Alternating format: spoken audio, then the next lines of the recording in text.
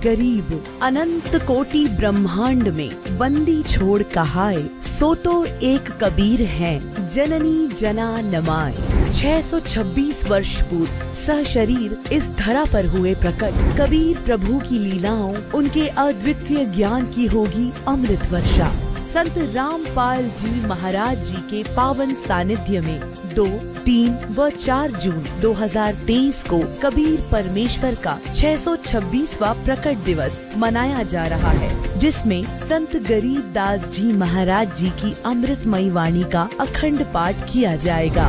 तीनों दिन विशाल व अटूट धर्म भंडारे का आयोजन किया जा रहा है, जिसमें देसी घी में बने लड्डू का प्रसाद भी वितरित किया जाएगा। इतना ही नहीं, 3 जून 2023 को दहेज मुक्त विवाह व रक्तदान शिविर का आयोजन बड़े स्तर पर किया जाएगा तथा तीनों दिन निशुल्क नाम दीक्षा दी जाएगी। इस पवित्र समागम पर आप सभी सह परिवार सादर आमंत्रित हैं। आयोजन स्थल सतलोक आश्रम, सोजत, राजस्थान। इस भव्य कार्यक्रम का सीधा प्रसारण आप साधना चैनल और पॉपुलर टीवी चैनल पर दिनांक 4 जून 2023 को सुबह 9:15 बजे से देख सकते हैं।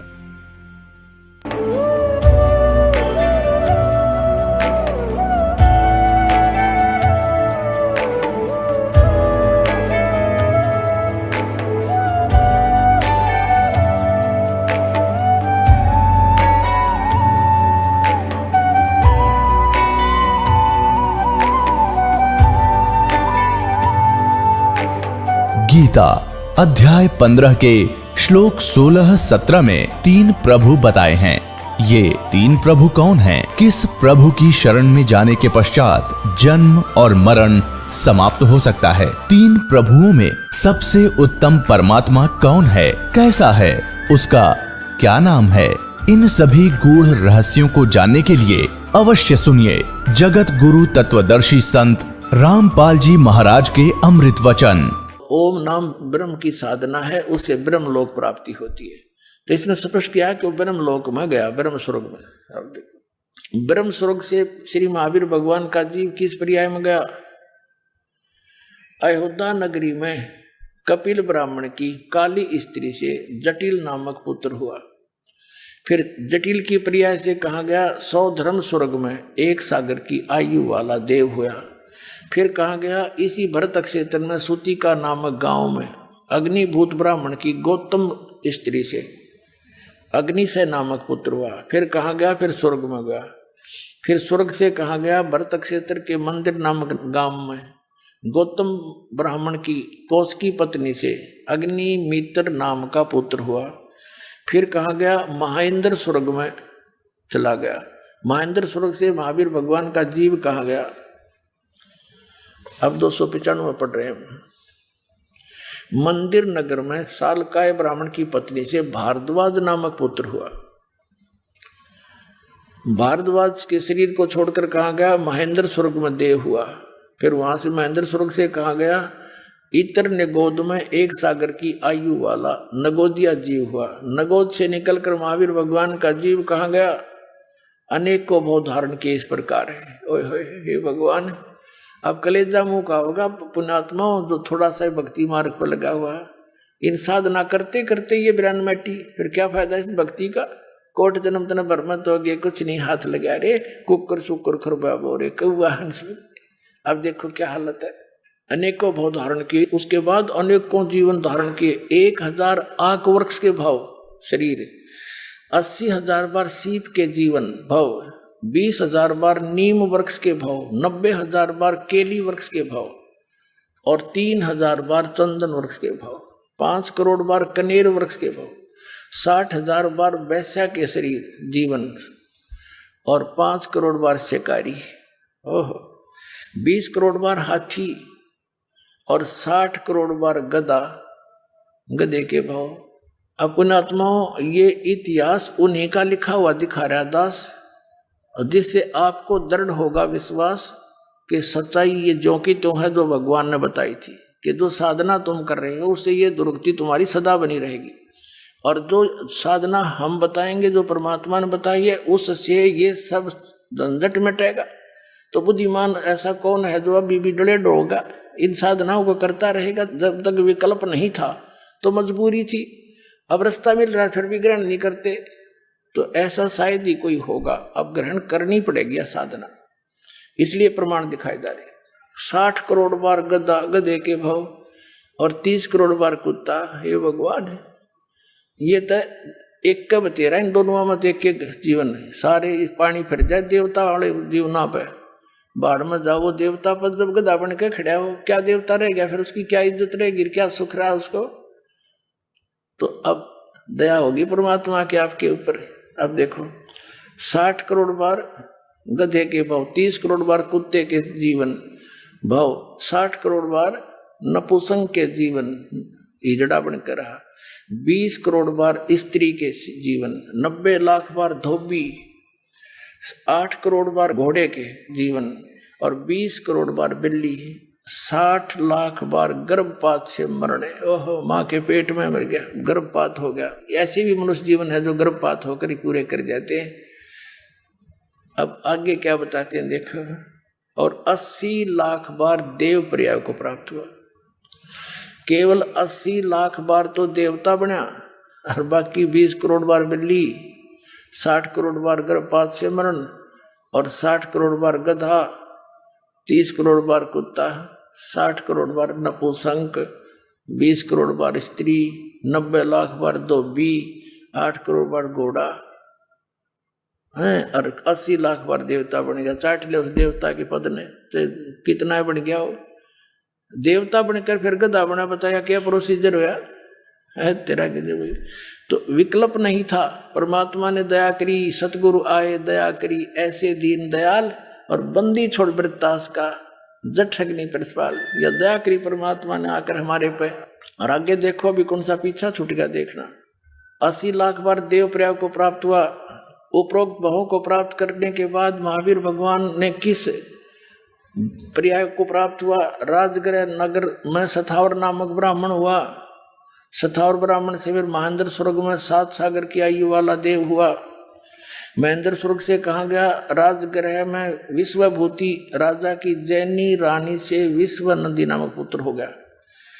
वहां से महाशुक्र स्वर्ग में देव हुआ। महाशुक्र स्वर्ग से कहा गया त्रिपृष्ठ नामक नारायण हुआ। त्रिपृष्ठ नारायण से फिर महावीर भगवान का जीव कहा गया 7वें नरक में गया, फिर नरक में डाला गया। 7वें नरक से महावीर भगवान का जीव कहाँ गया? 296 पर सिंहगिरी पर्वत पर सिंह शेर हुआ, पुनः फिर प्रथम नरक में गया। नरक से निकलकर श्री महावीर भगवान का जीव कहाँ गया? हिमवान पर्वत शिखर पर सिंह हुआ, वहां उसे एक अजिंत एवं अमित गुण नामक मुनिराज ने संबोधित किया। सिंह का जीव किस पर्याय में गया? सौधर्भ स्वर्ग में सिंह केतु नामक देव हुआ। ये सारा कुछ करता करता फिर यहाँ आ जाते हैं, हम थोड़ा सा शॉर्ट करते हैं। यहाँ बता कि सहस्र स्वर्ग से महावीर भगवान का जीव कहाँ गया? जम्बू द्वीप के छतरपुर नगर में नंदीवर्धन नामक राजा की वीरमती रानी से नंद नामक पुत्र हुआ। नंद का जीव कहाँ गया? पुष्पोत्तर विमान में देव हुआ और उसके बाद 24 में तीर्थंकर महावीर भगवान हुए। और श्री महावीर भगवान के जीव ने कितने पाखंड मत चलाए? 363 पाखंड मत चलाए। बता भाई। अब इसका निष्कर्ष निकालते हैं थोड़ा सा। राजा ऋषभ देव जी से दीक्षा लेकर के मारीची ने साधनाएं की। वो वेदों अनुसार साधना है और ब्रह्म तक की साधना है। ब्रह्म और परब्रह्म और ब्रह्मा विष्णु महेश अन्य इन तक की जो पूजाएं हैं, उनसे जैसा कर्म प्राणी करता है दोनों भोगने पड़ते हैं, उसमें कोई परिवर्तन नहीं हो सकता। राजा ऋषभ देव जी से दीक्षा लेकर के मारीची ने साधनाएं की। वो वेदों अनुसार साधना है और ब्रह्म तक की साधना है। ब्रह्म और परब्रह्म और ब्रह्मा विष्णु महेश अन्य इन तक की जो पूजाएं हैं, उनसे जैसा कर्म प्राणी करता है दोनों भोगने पड़ते हैं, उसमें कोई परिवर्तन नहीं हो सकता। तो जिस आधार से वो पुण्यात्मा पुनों के आधार से स्वर्गों में गया, देवता बने 80 लाख बार, और फिर गधा भी बना, कुत्ता भी बना, 60 करोड़ बार गधा, 30 करोड़ बार कुत्ता, रोते गिनती नहीं। ये दशा तो उस पुण्यात्मा की है जो शास्त्र अनुकूल साधना, वेदों अनुसार साधना कर रहा था। क्योंकि वेदों में कंप्लीट स्पिरिचुअल नॉलेज नहीं है। चारों वेदों का निष्कर्ष श्रीमद् भगवद गीता है। श्रीमद् भगवद गीता अध्याय नंबर 4 के श्लोक नंबर 32 और 34 में स्पष्ट किया है कि सच्चिदानंद घन ब्रह्म ने अपने मुख कमल से आकर जो ज्ञान दिया है उसमें कंप्लीट स्पिरिचुअल नॉलेज है, संपूर्ण अध्यात्म ज्ञान है, और वो तत्व ज्ञान है। चौथे अध्याय के 34वें श्लोक में कहा कि उस तत्व ज्ञान को तू तत्वदर्शी संतों से जाकर समझ। इससे सिद्ध है कि गीता ज्ञानदाता भी कंप्लीट ज्ञान नहीं बता पा रहा, उसने ऑप्शन छोड़ दिया है, तत्वदर्शी संतों से पूछो। ऐसे यजुर्वेद अध्याय नंबर 40 के मंत्र 10 से लेकर 13 में स्पष्ट किया है कि तत्वदर्शी संत ही परमात्मा की स्थिति को अच्छी तरह जानते हैं, उनसे सुनो। तो इससे सिद्ध हो गया कि जो वेदों में वर्णित विधि है वो गलत नहीं है, लेकिन कंप्लीट नहीं है, उससे जन्म मृत्यु नहीं मिट सकती। इसलिए गीता ज्ञानदाता कहता है 18वें अध्याय के 62वें श्लोक में कि तू सर्वभाव से उस परमेश्वर की शरण में जा और तत्वदर्शी संतों को खोज कर ले, वो बताओगे उसका मार्ग। उसके पश्चात उस परमेश्वर की कृपा से तुम जन्म मृत्यु से सदा के लिए छूट जाएगा, फिर सनातन परम धाम को और परम शांति को प्राप्त होगा। तो पुण्यात्मा, ब्रह्म साधना करने वाले मारीची के विधिवत साधक के ये ऐसी हालत हुई, और आगे वही जीव महावीर जैन कहलाया जो जैन धर्म का अंतिम आज तक का और 24वें तीर्थंकर हैं। उसने ना तो कोई गुरु धारण किया, उसके इतिहास में लिखा है, अपने आप हठ योग करके जैसा भी उसने अपनी साधना की, उसके बाद अपने अनुभव से 363 पाखंड मत बकवाद पंथ चला दिए। अब वर्तमान के जैनी इस महावीर जैन द्वारा चलाए गए पाखंड मतों के आधार से साधना कर रहे हैं। इनकी के दुर्गति होगी तो एक बार भी स्वर्ग ना जा सकते। यो कम से कम 80 लाख बार तो देवता बन गया था।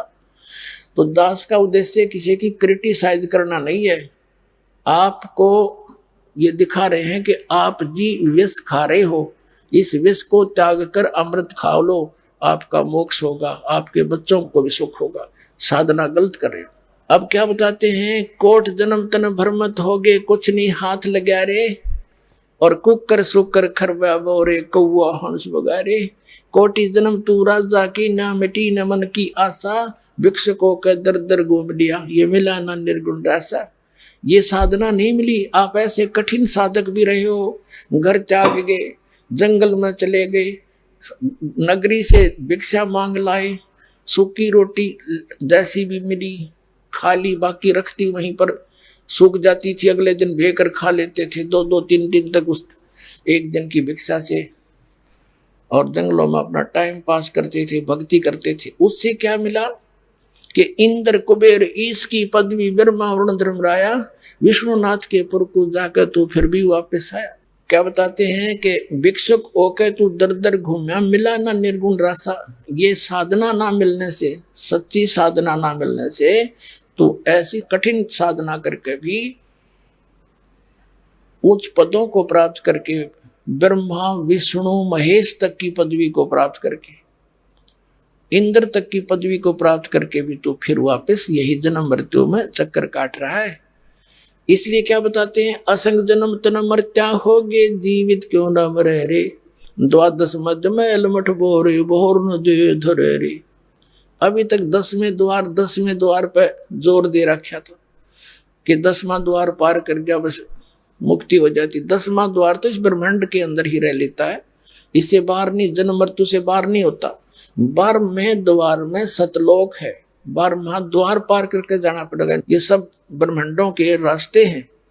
तो 11वां द्वार 21 ब्रह्मांड को पार करा के परब्रह्म के लोक में प्रवेश कराता है, और 12वां जो द्वार है वो इस अक्षर पुरुष के ब्रह्मांडों को पार करके सतलोक में प्रवेश होता है। तो गरीबदास साहिब जी जो आंखों देख कर आए थे परमात्मा के साथ जाकर के, वो बता रहे हैं, द्वादश मध्य महल मठ बोरे, वो महल, वो स्थान, वो मठ, वो स्थान जहां जाने के बाद फिर लौटकर संसार में नहीं आते, वो 12वें द्वार को पार करके है। 12 मध्य महल मठ बोरे, बहुर ना दे धरे रे। वहां जाकर फिर जन्म मृत्यु नहीं होती। फिर क्या बताते हैं, असंख्य जन्म तन मर्त्या होगे, जीवित क्यों ना मरे रे। अपने आत्मा को घना जोर देना पड़ेगा। आपने ये एक एक सांस की कीमत बहुत जबरदस्त है मनुष्य जीवन की, लेकिन हम ज्ञान ना होने से बच्चों की तरह खिलौनों से खेल कर इस जीवन को नष्ट कर चले जाते हैं। अब क्या बताते हैं कि असंख्य जन्म मर्त्या होगे, जीवित क्यों ना मरे रे। जीवित मरना है, इच्छाओं से वापस हटना। जैसे दास बतावे ऐसे वचन पर डटना है अपने, फिर अपने आप इच्छाएं कम हो जाएंगी। जैसे मन चाहता कोठी बना लो, उसने भी बना ली। मन चाहता डीजे बजा लूं, पड़ोसी भी बजावे। नहीं, ये भी जीवित मरना है ना भाई, हमारा काम नहीं है, हम नहीं करेंगे। फिर जीवित मरना है, जैसे कोई व्यक्ति, जैसे आपको उदाहरण दिए, 5 लाख के एग्रीमेंट के चक्कर में भगवान भक्ति छोड़ के और दौड़ा जा रहा था। ना वो बालक रहे जिसके लिए माया जोड़े था, ना खुद रहा है, और भगवान भी ना मिला। तो कहने का भाव ये है, जैसे एक व्यक्ति नाइट सर्विस से जा रहा था, सुबह वापस आना था, अपना मकान बना हुआ था, तो नाइट सर्विस वाली उस बस की दुर्घटना में वो मृत्यु को प्राप्त हो गया। अब कितनी स्पीड से जा रहा था, रात में जाकर वापस आऊंगा। अब वो आप पहना रहे, वो कोठन कौन बनाओगा, क्या करेगा उसको ठेका।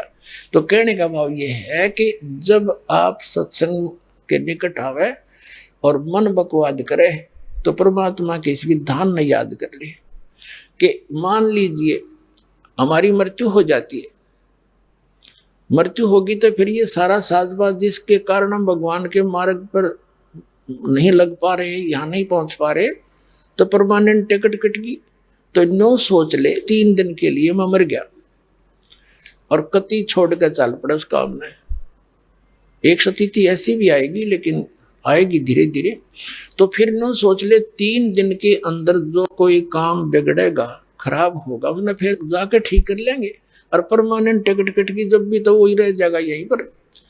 तो इन फार्मूलों को आपने याद रखना पड़ेगा, तब इस मार्ग पर बढ़ सकते हो। नहीं तो काल ने इतना वजन धर रखा है, असंख्य जन्म हो गए और मृत्यु होते चल छड़ यहाँ से। जीवित तेनों का तेरा है, यो तेरा है, मुकदमा करें बैठे रहे 1 फुट जगह पर, हर 1 मिनट में मृत्यु हो जाए, छड़ ही मेरा है। काल का है, छोड़, इसने मूर्ख बना रखा था तेरे को। तो परमात्मा कहते हैं ने सोच ले और विश्वास रखना, जो भगवान की तरफ चलते हैं उनके काम बिगड़ा नहीं करते। ये अपना बिल्कुल हृदय में गांठ लगा लेना। जो भगवान की तरफ ऐसे समर्पित होकर चलते हैं उनके काम बिगड़ा नहीं करते, बना करते हैं। सैकड़ों प्रमाण दिखा दूं आपने यहाँ हमारे साथ। और हम एक बच्चे को भेजते हैं 14, 15, 16 वर्ष तक फ्री छोड़ देते हैं, बेटा अपना जीवन सफल कर। और इस परमात्मा के लिए क्या हम थोड़ा बहुत भी नहीं कर सकते उत्तम कल्याण के लिए? तो समय भी निकालना पड़ेगा, 2 पैसे परमात्मा के दिए हुए धन से पुण्य भी लाना पड़ेगा। ये सभी क्रियाएं आपको यहाँ से पार करने में सहयोग देंगी। तो कहते हैं असंख्य जन्म तन मर्त्या होगे, जीवित क्यों ना मरे रे। और 12 मधुमल मठबोरे, बहुर ना दे धरे रे। कहते हैं दोजक भिष्ट सभी तय देखे, राजपाट के रसिया। जैसे महावीर जैन जी का इतिहास आपने देखा। दोजक माने नरक, भिष्ट माने स्वर्ग। दोजक बहिष्ठ सभी तय देखे, राजपाट के रसिया।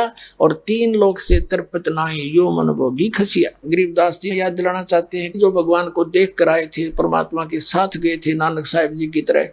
अब वो आंखों देखा सब परमात्मा का दिया हुआ ज्ञान, और सब बता रहे हैं। क्या बताते हैं कि इस मन की इतनी गंदी वृत्ति है, यू काल का दूत है, तुमने चैन से रहने नहीं देता। जैसे कोई गांव का सरपंच बन जाता है तो उसकी नीयत रहती है चेयरमैन बनूं, और चेयरमैन बन जाता है तो ये सोचा एमएलए की टिकट मिला है। एमएलए बनने के बाद इन्होंने सोचा मंत्री बनूं, जब बात बने। मंत्री बनने के बाद इन्होंने सोचा मुख्यमंत्री बनूं, जब चौधर पूरी हो। मंत्री बनकर नीति यह हुआ प्रधानमंत्री बनूं, इतने इसकी टिकट कट ले, फिर गदा संतरी बना पाओ। अब परमात्मा कहते हैं 3 लोग से तरपत नाही, यो मन भोगी खसिया। ये मूर्ख बना रहा तुम्हारे को, जो काम करना था कबीर साहब कहते हैं, कबीरा सब जग निर्धना धनवंता ने कोए, धनवंता सो जानियो जिस पर राम नाम धन होए। तो राम नाम का धन इकट्ठा करो, आप भगवान के चरणों में जाओगे। फिर क्या बताते हैं कि सतगुरु मिले तो इच्छा मिटे। सतगुरु मिलेगा तो यहां से मन हटाओगा, आपकी इच्छाएं खत्म कर देगा। ये सत्कर मान लेना, आपको गलानी हो जाएगी यहाँ के इस बकवादों से। एक दिन ऐसी स्थिति आ जाएगी आपकी भी और आपके बच्चों की भी। और फिर भक्ति सफल होगी, स्पीड तो चलेगी, क्योंकि उस सुख को प्राप्त करने के लिए हमने यहाँ के सुख छोड़ने पड़ेंगे। क्योंकि स्टूडेंट यदि कॉलेज टाइम में, अपने स्टडी टाइम में और ये बकवादें करता है और भक्ति नहीं कर रहा है तो वो सदा दुखी होता है। तो आप स्टूडेंट हैं, आपने यहाँ की जो सुविधाएं बटोरने में जीवन नष्ट कर रहे हो, ये आप बालक हो, अपना जीवन नाश कर रहे हो। यहाँ के सुख से उल्टा हटना पड़ेगा और ये सच्चाई के साथ आपने माननी पड़ेगी। ये बात एक कहने से बाय ऑर्डर नहीं, इस ज्ञान से आपकी महात्मा हट जाएगी। तो देख लेना कुछ दिनों में।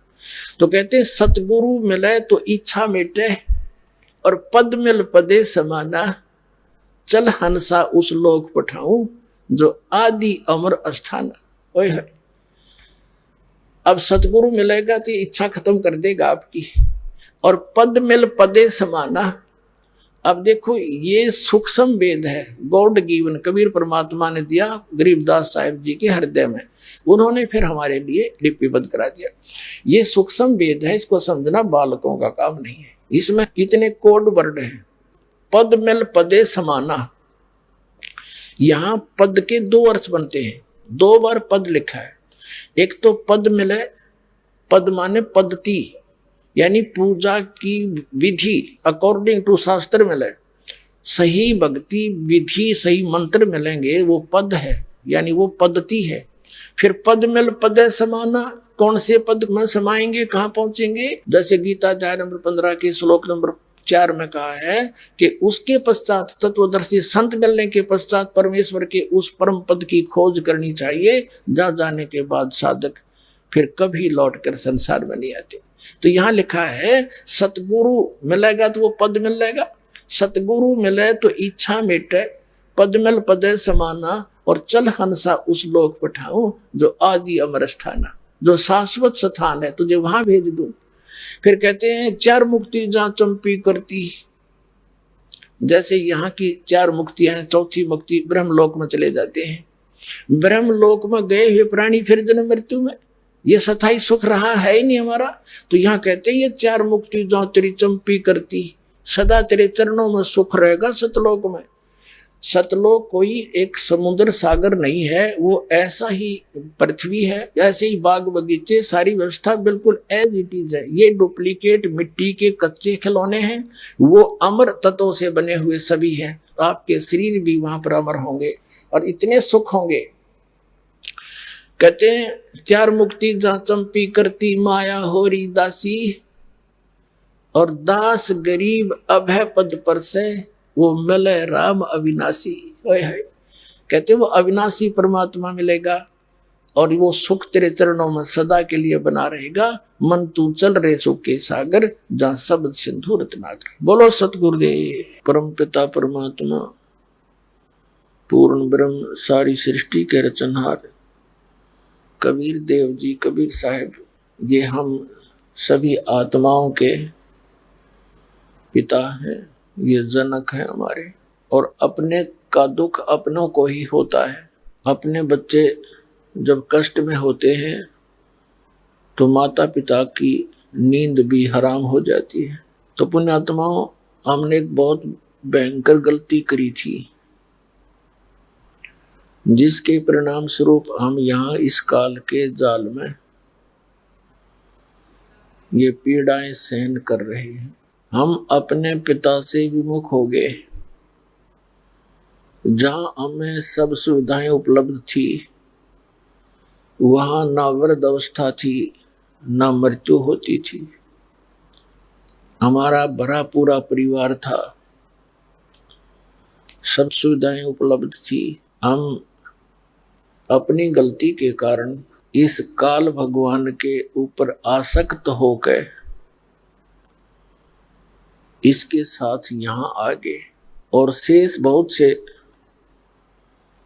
जो वहाँ आत्माएं अभी रह रही हैं वो वहीं रह गए, वो इसके ऊपर आसक्त नहीं हुए। वहाँ हमें कोई दुख नहीं था, हमारी मृत्यु नहीं होती थी, किसी चीज का अभाव नहीं था। हम यहाँ आने के कारण इस काल के लोक में अनेक यातनाएं सह रहे हैं। पुण्यात्माओं, सौभाग्य आपका कि आपका इस समय मानव शरीर है। जिन पुण्यात्माओं को, जिन पुण्य प्राणियों को अब मानव शरीर मिलेगा,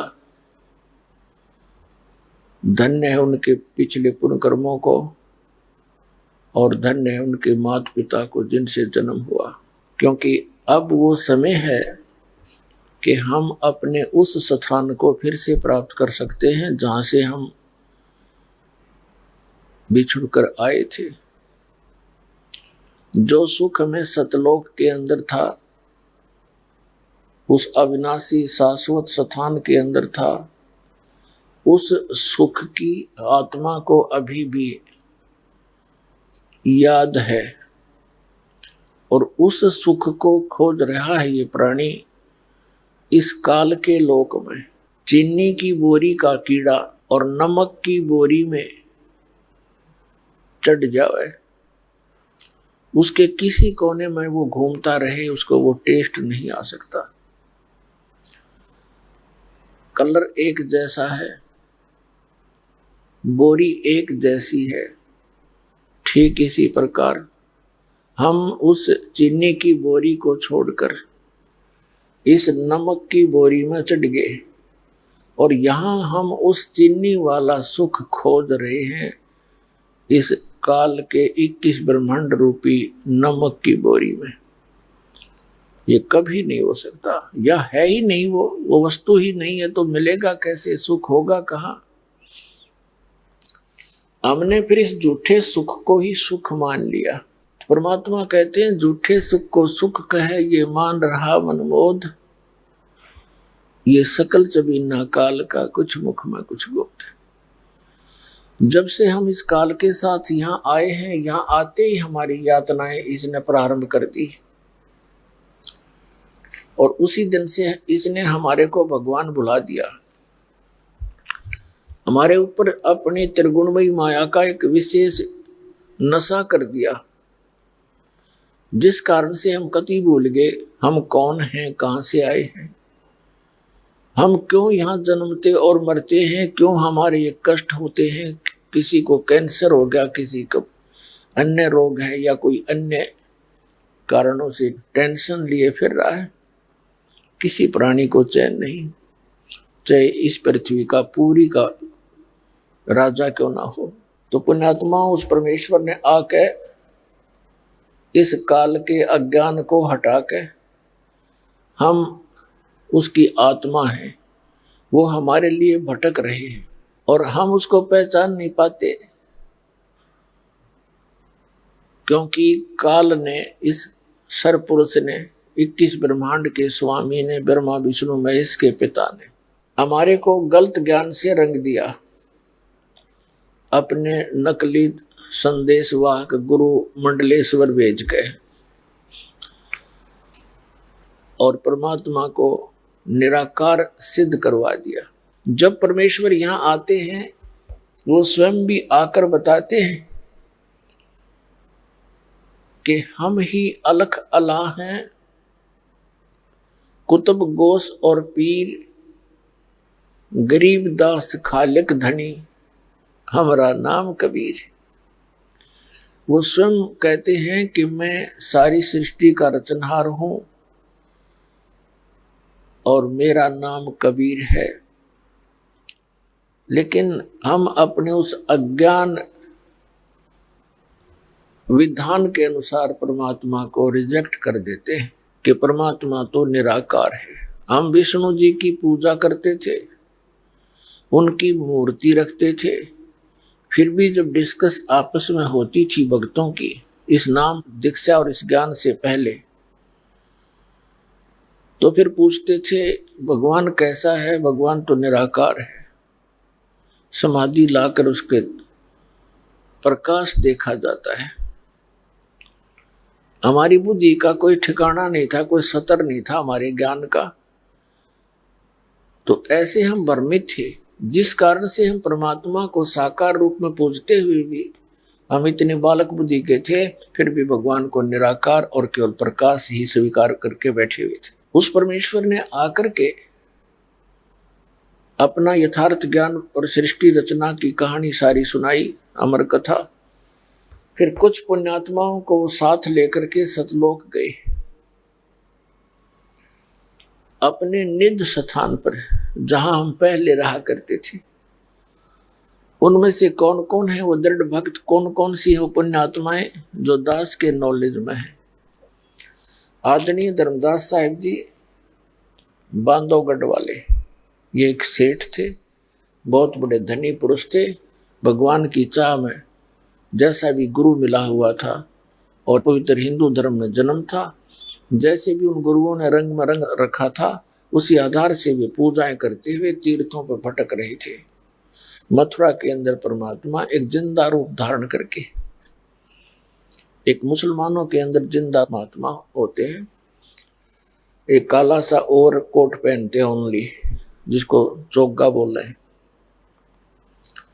एक घुटनों तक का कच्चा अंडरवियर, सिर पे काला टोप चोटी से वाला, ऐसी वेशभूषा वाले को जिंदा महात्मा कहते हैं। तब धर्मदास जी को मिले, उनको बहुत ज्ञान समझाया, लेकिन हम इस अज्ञान के आधार से इतने दृढ़ होकर बैठ जाते हैं। परमात्मा से कहा कि आप कौन हो? तब परमेश्वर ने कहा कि मैं परमात्मा हूं जिसकी तुम्हें तलाश है। तब धर्मदास जी ने कहा कि आप तो साकार दिखाई दे रहे हो, परमात्मा तो निराकार है। तब परमेश्वर ने कहा कि आप विष्णु जी की पूजा और ये मूर्ति किस लिए लिए हुए हो, ये विष्णु जी क्या है?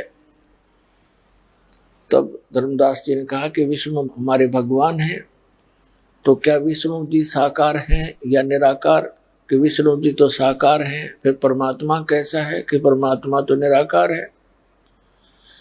परमात्मा ने कहा फिर विष्णु जी क्या है जो परमात्मा निराकार है? तो नो आंसर, फिर मौन धारण कर लिया। तब परमेश्वर ने कहा कि मैं विधेयी हूं भाई। अब धर्मदास के यह गला उतरे नहीं कि आपका दीख देही तुम कहो विधेयी। तब परमात्मा ने कहा धर्मदास देख, मेरे हाथ लगा के देख, जो तुम्हारा शरीर है ना, ऐसा नहीं है मेरा शरीर। मेरा हार्ड चाम का पुतला नहीं है, मेरी अमर काया है। इसमें नाड़ी आदि का जोड़ जुगाड़ नहीं है, हार्ड मांस नहीं है। अब धर्मदास ने देखा रुई जैसा शरीर मालिक का ऐसे, फिर भी गले बात नहीं उतरी। कहने का भाव ये है कि परमात्मा ने कई बार झटके वटके देकर अंतर ध्यान हो गए परमात्मा सामने से। तब धर्मदास जी के एकदम झटका सा लग गया कि सचमुच ये तो परमात्मा ही थे। फिर परमात्मा उस प्यारी आत्मा को सतलोक लेकर गए। जब सतलोक में जाकर देखा, वही जिंदा वाला रूप ही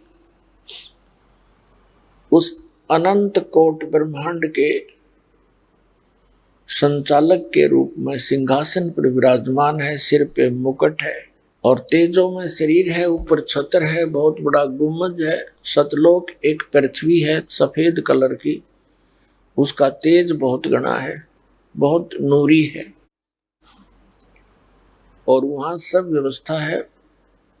बाग बगीचे हैं, सदाबहार वृक्ष हैं, झरने बह रहे हैं, प्रत्येक पदार्थ अमर है। जैसे उस सतलोक का एक सैंपल है यहाँ पर, जो गंगा दरिया का जल है, ये सतलोक से आया हुआ है।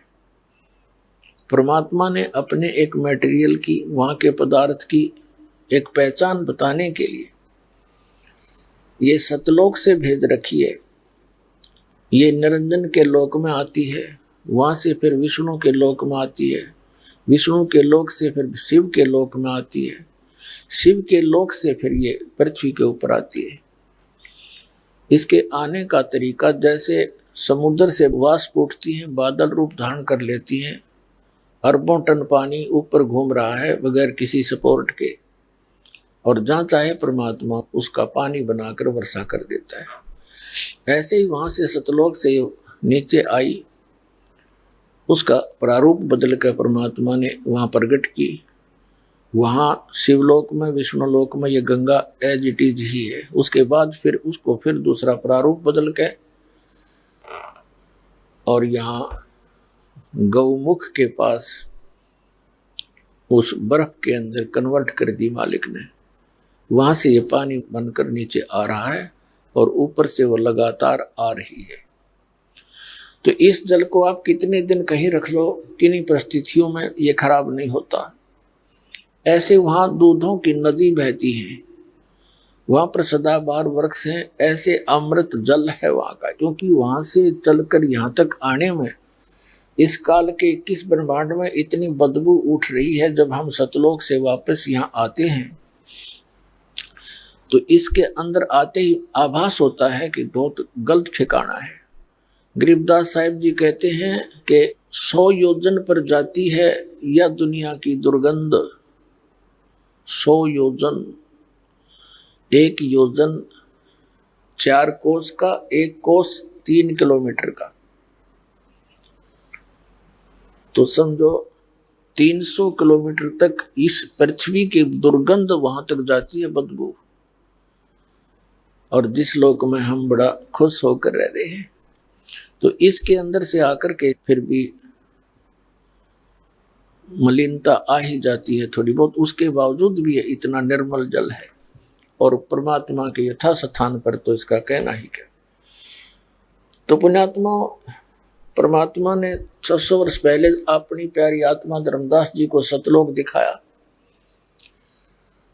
और वहां सतलोक के अंदर परमात्मा को देखा। करोड़ सूर्य मिला दे, करोड़ चंद्रमा, इतने एक रोमकूप की शोभा। जब धर्मदास को नीचे यकीन हुआ नहीं, ऊपर देखा उस सतलोक के सिंहासन पर, फिर वापस फिर आया, नीचे आकर परमात्मा को देखा तो कहा, हे भगवान, मैं आपके साथ वाद विवाद करके बहुत शर्मिंदा हूं। आप तो सचमुच भगवान हैं, आप तो वास्तव में परमात्मा हैं। लेकिन आपका जो वहां शोभा है, वो शोभा युक्त आपका शरीर यहाँ नहीं है। इसका कारण क्या है? तो परमेश्वर ने कहा था कि एज इट इज यदि मैं जो का तुम उसी तेजों में शरीर से यहाँ प्रकट हो जाऊं तो तुम्हें कुछ दिखाई दे नहीं, सबकी आंखें बंद हो जाए, जैसे उल्लू सूर्य नहीं देख सकता। इतना तेज तुम्हारी चरम दृष्टि सहन नहीं कर सकती। इसलिए मैं अपना हल्का तेज रूप बनाकर, रूप को सरल करके नीचे आता हूं और उसी रूप में आ जाऊं, उसी शोभा में, तो ये काल निरंजन को हार्ट अटैक हो जावे, ये बेहोश हो जा, तो ये हमारा नियम भंग हो जाता है। क्योंकि इसने तप करके ये राज्य लिया हुआ है और तुम अपनी गलती से, सब इच्छा से यहाँ आई हुई। अब मैं तुम्हें उस स्थान की प्राप्ति, उस सुख को पुनः प्राप्त कराने की एक विधि बताऊंगा।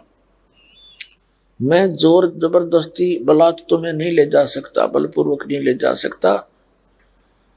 मैं विधि बताऊंगा, उस विधि से तुम साधना करना और आस्था पूरी करना हमारे ऊपर,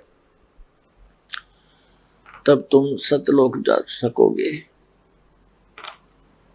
तो उन पुण्यात्माओं को जिनको मालिक ने अपना गवाह बनाया, उनको सतलोक ले गई। धर्मदास जी ने फिर कहा, भगवान मुझे यहीं रख लो, मुझे वापस ना भेजो, वो तो बहुत गंदा लोक है। तो परमात्मा ने कहा, ऐसे नहीं रखा जा सकता। आप यहां से जब गए भक्ति युक्त थे, तुम परिपूर्ण थे भक्ति से। अब तुम्हारी भक्ति, तुम्हारी जो शक्ति वो बिल्कुल खत्म हो चुकी है और तुम्हारे ऊपर काल का बहुत घना ऋण है। ऐसा मंत्र मैं तुम्हें बताऊंगा धर्मदास, सतनाम का, उसकी साधना करना, भक्ति करना। बहुत शीघ्र तुम उसी तरह चार्ज हो जाओगे और जब शरीर छोड़कर आओगे बच्चा तुम मेरे पास आ जाओगे और कोई तरीका नहीं है, और जाओ मेरे ज्ञान का प्रचार करो।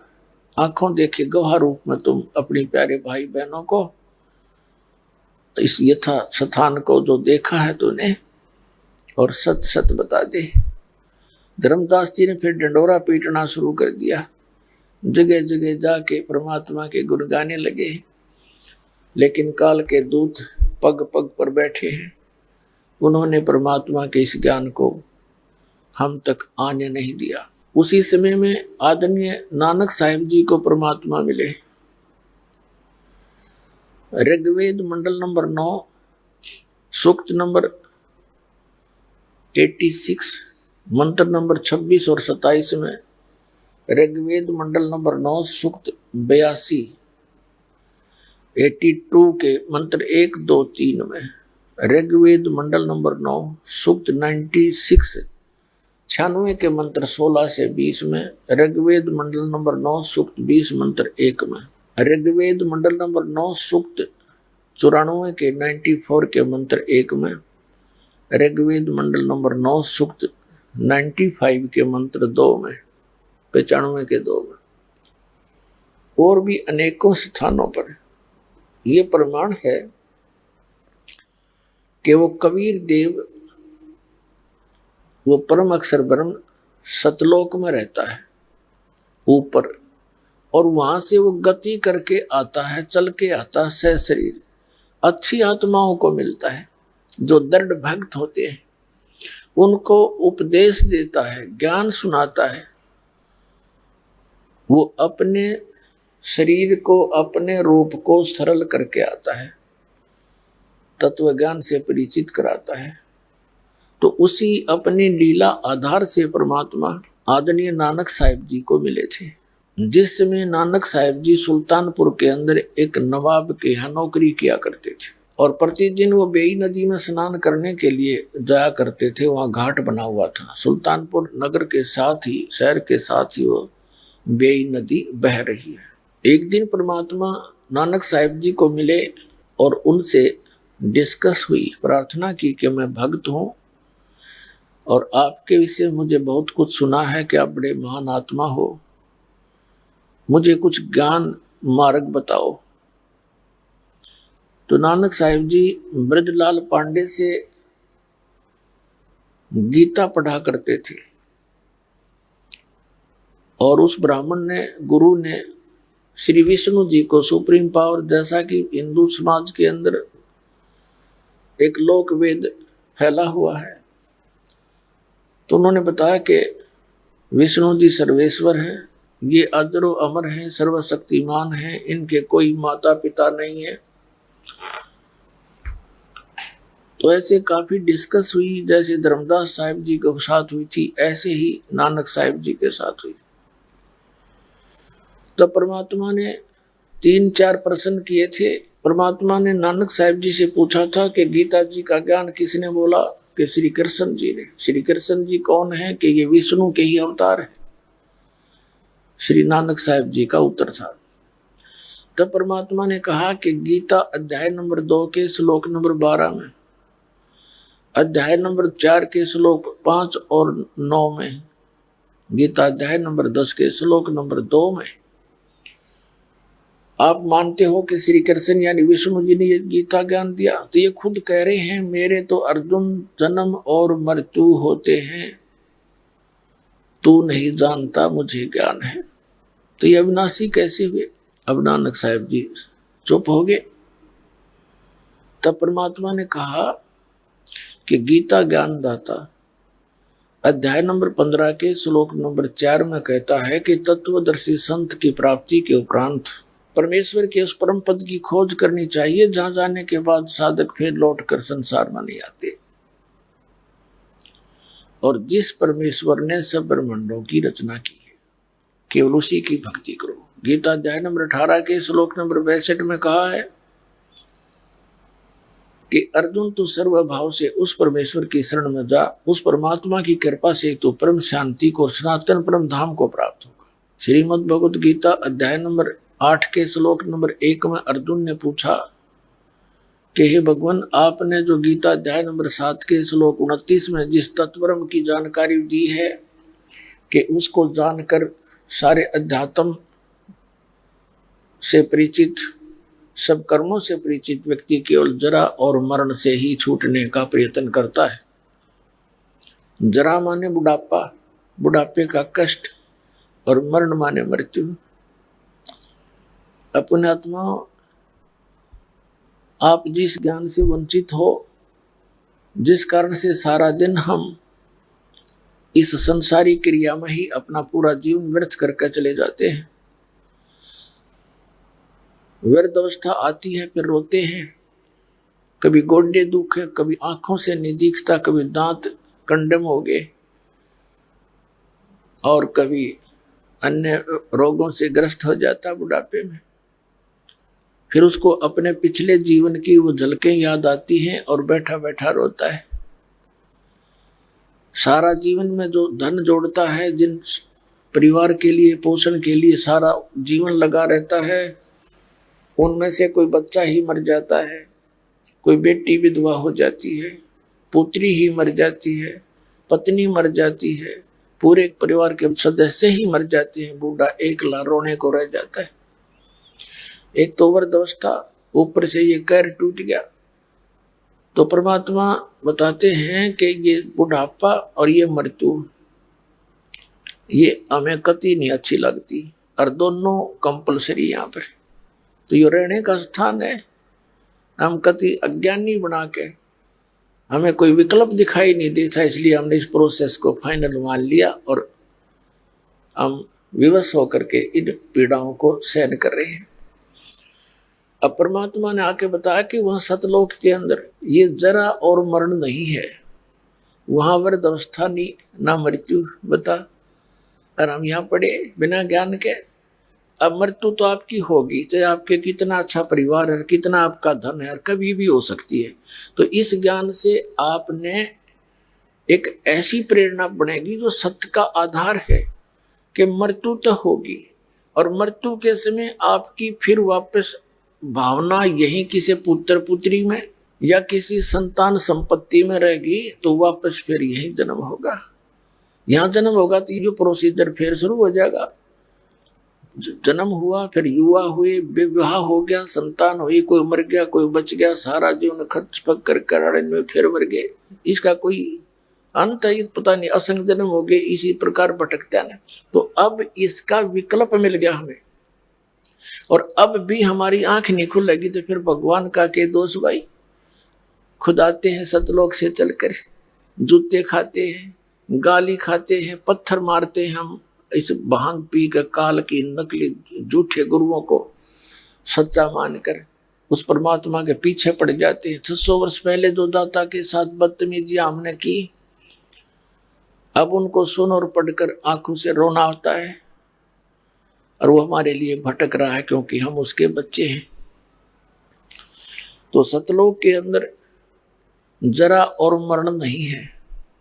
तो यहां अर्जुन ने पूछा कि 7वें अध्याय के 29वें श्लोक में आपने बताया कि जो मेरे इस ज्ञान को आश्रय बनाकर तत्वदर्शी संत की खोज कर लेता है, जो चौथे अध्याय के 32वें श्लोक में कहा है कि अर्जुन, तो उस तत्व ज्ञान को जो चौथे अध्याय के 32वें श्लोक में गीता जी में जिसके विषय में कहा कि सच्चिदानंद घन ब्रह्म अपने मुख कमल से वो तत्व ज्ञान बोलकर सुनाता है, और उस तत्व ज्ञान के अंदर आध्यात्मिक मार्ग यज्ञों की जानकारी बहुत विस्तार के साथ लिखी होती है, वो तत्व ज्ञान है।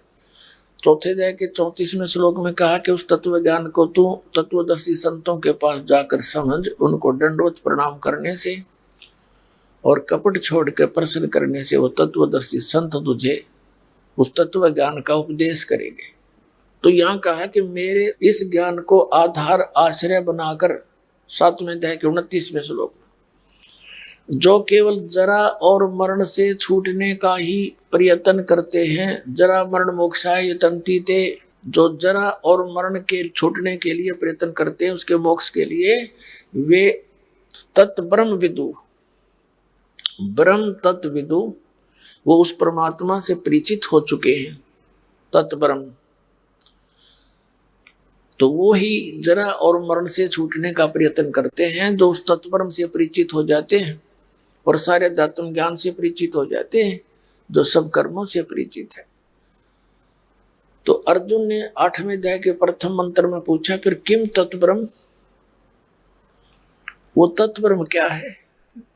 8वें अध्याय के 3 श्लोक में उत्तर दिया गीता ज्ञानदाता ने कि वो परम अक्षर ब्रह्म है।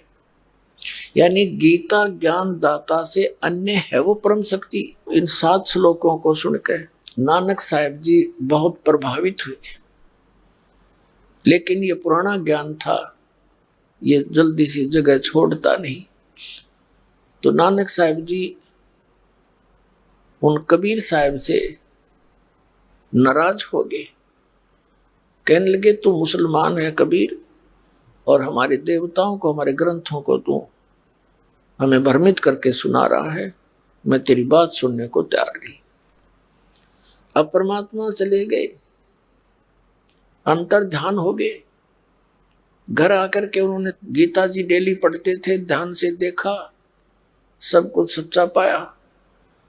कई दिन तक तड़पते रहे कि हे भगवान एक बार वो जिंदा फिर आ जा, वो साधु एक बार फिर आवे, मैं डिस्कस खूब करूंगा। अगली बार परमात्मा जब आए 5-6 महीने के बाद, उसी प्रकार सुबह सुबह गर्मियों के समय था, स्नान करने के लिए बेई नदी पर गए हुए थे नानक साहब जी। उस दिन परमात्मा केवल नानक साहब जी को दिखाई दे रहे थे, अन्य को नहीं। नानक साहब जी के साथ फिर काफी देर डिस्कस होती रही, अकेले बैठे रहे एक साइड में। अन्य स्नान करने वाले देख रहे हैं कि ये नानक साहब जी किससे बातें कर रहे हैं। दूसरे कहने लगे स्नान करने वाले के भगत आदमी है, ये तो आप पाप बोलिया करें, भगत तो मालिक से लौ लगा रखी होगी इसने। वो अपना नहाने नोने में लगे रहे। तब परमात्मा ने कहा, कबीर साहब ने नानक साहब जी से कहा कि प्यारी आत्मा, तेरे 60,000 जन्म तो अच्छी आत्मा की हो रही है, जब से तो हमसे भी छुटकर आए हो। सतयुग में आप राजा अम्बरीश थे, त्रेता में राजा जनक थे, और बाकी समय का पुण्य आपने स्वर्ग में समाप्त किया। अब आज आप नौकर लगे हुए हो एक नवाब के यहाँ पर। तब नानक साहब ने कहा कि मुझे वो स्थान दिखा जिंदा जब तेरी बात को मालूम है। तो नानक साहब जी जो ही स्नान करने के लिए बेई नदी में प्रवेश किया, वहां से उनको अंतर ध्यान कर दिया। लोगों ने सोचा वो डूब गए, तो पूरा नगर खोजने में लग गया। राजा ने भी भेज दिए सैनिक जाल ले लेकर।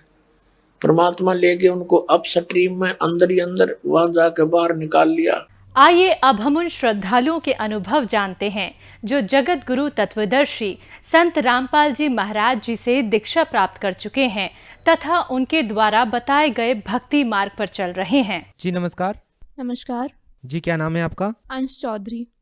कहाँ से आए हैं आप? जिला अमरोहा मुरादाबाद। संत रामपाल जी महाराज की शरण में आने से पहले आप क्या भक्ति साधनाएं करते थे? मेरी मम्मी एक बाबा जी से जुड़ी हुई थी, फुल संधे वाले बाबा, एक तू सच्चा तेरा नाम सच्चा। हम उन्हीं की भक्ति साधना करते थे। वो महाराज जी 1 महीने के 40 दिन के व्रत उपवास कराते थे और वो कार्तिकेय को मेन बता के उनकी पूजा कराते थे। भक्ति साधनाएं आप पहले कर ही रहे थे, तो फिर संत रामपाल जी महाराज की शरण में क्यों आए? क्योंकि वहाँ पे भक्ति साधना करने से कोई लाभ नहीं हो रहा था। मैं बीमार थी और बीमारी दिन ब दिन बढ़ती जा रही थी, लेकिन डॉक्टर्स को कुछ पता नहीं चल रहा था कि बीमारी क्या है। क्या समस्याएं थी आपको? मेरे सर में गांठ हो गई थी कीड़े की वजह से, लेकिन मेरे सर में कभी कोई दिक्कत नहीं हुई थी, इसलिए डॉक्टर सर तक पहुंच ही नहीं पा रहे थे। मेरे दांतों की नसें गलनी शुरू हो गई थी, मेरे पैरों पे स्वेलिंग आनी शुरू हो गई थी, मेरी कमर की एक नस ब्लॉक हो गई थी, बहुत सारी दिक्कतें थी। एकदम बीपी बहुत हाई हो जाता था, मेरा शुगर लेवल बढ़ गया था, लेकिन डॉक्टर्स को पता नहीं चल पा रहा था कि ये किस वजह से हो रहा है। हम आपसे ये जानना चाहेंगे कि आपने बताया कि आपको जो समस्याएं थी, इन समस्याओं को लेकर के आपने कहाँ कहाँ पे दिखाया? मैंने एम्स में दिखाया था। मेरठ का सबसे अच्छा हॉस्पिटल है, गोल्ड मेडलिस्ट हैं यूपी के डॉक्टर रोहित कम्बोज, उन्हें दिखाया था। मुरादाबाद में डॉक्टर सिंघल है, उन्हें दिखाया था। कई सारी जगह दिखाया था, हरिद्वार में और देहरादून में भी कई डॉक्टर्स को दिखाया था। क्या किसी भी डॉक्टर को कुछ नहीं मिला? नहीं जी, कुछ नहीं मिला। उसके बाद जब मैंने गुरुजी से नाम दीक्षा ली, संत रामपाल जी महाराज जी से, तो एक दिन अचानक मेरे पापा ने एमआरआई के लिए बोला, बिना किसी डॉक्टर की एडवाइस के। उस एमआरआई रिपोर्ट में मेरी बीमारी का पता चला। उसके बाद हमने यहाँ मेरठ में दिखाया डॉक्टर रोहित कंबोज को। उन्होंने 3 साल के लिए परमानेंट मेडिसिन के लिए बोल दिया था, लेकिन मेडिसिन खाते खाते भी मुझे बहुत सारी दिक्कतें हो रही थी, कोई फ़ायदा नज़र नहीं आ रहा था। फिर हमने संत रामपाल जी महाराज के यहाँ प्रार्थना लगवाई। प्रार्थना में गुरुजी ने, संत रामपाल जी महाराज जी ने बोला कि एक साइड मेडिसिन कराते रहो लेकिन सेवा करो। जब से मैंने सेवा की आश्रम में जाके, तब से मैंने कोई दवाई नहीं खाई और मैं आज बिल्कुल ठीक हूँ। अब ना उस गांठ का पता, ना मेरा बीपी बढ़ता है, ना मेरा शुगर लेवल हाई होता। संत रामपाल जी महाराज की वजह से ही मुझे न्यूरोसाइटोसिस से निजात मिला। देखिए, बड़ी हैरानी वाली बात है कि आपने बताया कि आपने 7-8 डॉक्टर्स को अपनी बीमारी के बारे में अवगत कराया, कोई लाभ आपको मिल नहीं रहा था, और आप कह रहे हैं कि संत रामपाल जी महाराज से नाम दीक्षा लेने के बाद केवल सेवाएं करने से, और जबकि आपने सारी दवाइयां भी छोड़ दी थी और आपको लाभ मिलना शुरू हो गया, तो क्या कहना चाहेंगे आप? कैसे आपको संत रामपाल जी महाराज जी ने लाभ दे दिया, कृपया बताइए। सर, संत रामपाल जी महाराज हमें वेदों में प्रमाणित ज्ञान समझाते हैं। उसके आधार पर भक्ति साधना करके, मर्यादा में रह के, किसी भी, ये तो न्यूरोसाइटोसिस है, कैंसर भी ठीक हो सकते हैं और हो रहे हैं बहुत सारे भक्तों के। संत रामपाल जी महाराज से नाम दीक्षा आपने कब ली थी? मैंने संत रामपाल जी महाराज जी से नाम दीक्षा 27/7/2019 में ली। क्या इसके अलावा भी आपको संत रामपाल जी महाराज जी से लाभ मिले? जी हाँ, बिल्कुल। मेरे पापा मर्यादा में नहीं रहते, ठीक से मर्यादा फॉलो नहीं करते। उन्हें पीछे बीपी हाई होने की वजह से पैनक्रियाज उनका डिस्ट्रॉय हो गया था, बिल्कुल डैमेज हो गया था। सारी बॉडी में पानी बनने लगा था, लंग्स में, किडनी में, हर तक पानी चला गया था। मैं आपको पैनक्रियाज से इंट्रोड्यूस कराती हूँ कि ये क्या है। पैनक्रियाज हमारा एक ऑर्गन होता है पेट के अंदर, इंटेस्टाइन के पास।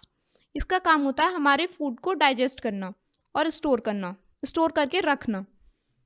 उनका ये पार्ट बिल्कुल डिस्ट्रॉय हो गया था, बिल्कुल ख़त्म हो गया था, जिसकी वजह से सारी बॉडी में इन्फेक्शन होने लगा था, पानी बढ़ने लगा था, उनके हार्ट तक पानी पहुंच गया था। डॉक्टर्स ने जवाब दे दिया था कि जी कुछ नहीं कहा जा सकता, कितने दिन के मेहमान हैं। लेकिन हमने गुरुजी संत रामपाल जी महाराज से प्रार्थना लगवाई। 3 दिन में ही उनको बहुत निजात मिला प्रार्थना लगवाने के बाद, और आज वो बिल्कुल ठीक हैं। उनकी रिपोर्ट्स भी यहाँ मेरे पास हैं, देख सकते हैं आप। Hospital Aryavrat, doctor Malay Sharma. देखिए, हम समझ सकते हैं जिस व्यक्ति को इस तरह की कोई समस्या होती है तो उसके जीवन में क्या परिस्थितियाँ आ जाती हैं। तो हम आपसे ये जानना चाहेंगे कि आप अपना अनुभव बताइए कि जब इतनी बड़ी समस्या आपके परिवार में थी तो आप किस तरह से उन परेशानियों से जूझ रहे थे? घर वाले तो जी बहुत परेशान थे। अब हमारे घर में सबसे मेन पापा हैं, अब वो ही बीमार हो गए थे तो फाइनेंशियली भी बहुत बैकवर्ड हो गई थी कंडीशन, बिल्कुल ठीक नहीं थी। घर पे सभी लोग बहुत परेशान थे। पापा को तो पता ही नहीं रहता था, पेन इतना ज़्यादा था कि नशे के इंजेक्शन ही डॉक्टर्स दिए जा रहे थे, और वैसे भी डॉक्टर्स को ठीक से समझ नहीं आ रहा था, वो कवर नहीं कर पा रहे थे बीमारी, इसलिए भी वो नशे के इंजेक्शंस दे रहे थे। उन्हें थोड़ा बहुत होश आता था तो लिक्विड ही दिया जाता था। पानी भी 2 दिन के लिए बिल्कुल बंद कर दिया था, पानी भी नहीं दिया था, लिक्विड भी देना बंद कर दिया था, जब डॉक्टर्स की समझ से पार हो गई थी बात। देखिए, संत रामपाल जी महाराज से जुड़ने के बाद आपकी इतनी बड़ी समस्या जो थी, जो आपके परिवार में जो इतनी बड़ी समस्याएं थी, वो ठीक हो गई हैं। आप लोगों को कैसे समझाएंगे कि एक इतना साधारण सा दिखने वाला संत जो कि भगवा कपड़े नहीं पहनते हैं, कोई बाहरी आडंबर नहीं करते हैं, तो आप लोगों को कैसे समझा पाएंगे? सर, मेन बात जो है जिससे मैं भी बहुत इम्प्रेस्ड हूँ वो है कि संत रामपाल जी महाराज कोई भी ज्ञान अपने आधार पर नहीं बताते। वो हमारे सदग्रंथ को उठाते हैं और उससे प्रूफ के साथ हमें दिखाते हैं। हमारी गीता में प्रमाणित जो ज्ञान है, जो हमारी कुरान शरीफ, बाइबल और गुरु ग्रंथ साहिब में प्रमाणित है, सिर्फ उसी के आधार पर ज्ञान चर्चा करते हैं, उसी को समझाते हैं और सही वे ऑफ वर्शिप हमें बताते हैं। संत रामपाल जी महाराज भक्ति मर्यादा कराते हैं। वो आडंबर, ये दाढ़ी बढ़ाना, मालाएं पहनना, इन सब से कोई संत नहीं होता। बहन जी, आप भगत समाज को क्या संदेश देना चाहेंगे? आजकल हम सभी लोग पढ़े लिखे हैं, नेट का बखूबी इस्तेमाल जानते हैं, तो हम जो भक्ति साधना कर रहे हैं उसको संत रामपाल जी महाराज से कंपेयर कीजिए, ज्ञान समझिए। बुक है संत रामपाल जी महाराज द्वारा लिखित ज्ञान गंगा जीने की राह, जो हर एक लैंग्वेज में अवेलेबल है और उसको आप फ्री ऑफ कॉस्ट ले सकते हैं। आप उसको पढ़िए, ज्ञान समझिए, नाम दीक्षा लीजिए। संत रामपाल जी महाराज जी से नाम दीक्षा लेने के लिए क्या व्यवस्था की गई है? सर, संत रामपाल जी महाराज से नाम लेना बहुत सिंपल है। आजकल हम गूगल पे एक ऐप है संत रामपाल जी महाराज के नाम से, वो डाउनलोड करके अपने नज़दीकी नाम सेंटर का नंबर निकाल सकते हैं और उनसे कांटेक्ट करके नाम ले सकते हैं फ्री ऑफ कॉस्ट।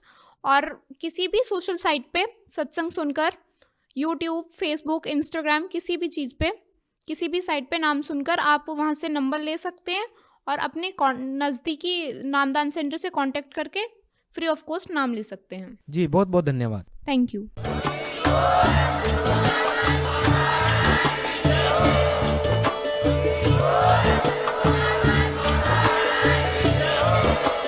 आप सुन रहे थे जगत गुरु तत्वदर्शी संत रामपाल जी महाराज जी के मंगल प्रवचन। अधिक जानकारी के लिए विजिट कीजिए हमारी वेबसाइट www.jagatgururampalji.org। संत रामपाल जी महाराज जी के शुभ आशीर्वाद से पूरे विश्व भर में 500 से भी ज्यादा नाम दीक्षा केंद्र हैं, जिन पर संत रामपाल जी महाराज जी द्वारा ऑनलाइन निशुल्क नाम दीक्षा दी जा रही है। अपने नजदीकी नाम दीक्षा केंद्र का पता करने के लिए संपर्क करें 8222880541।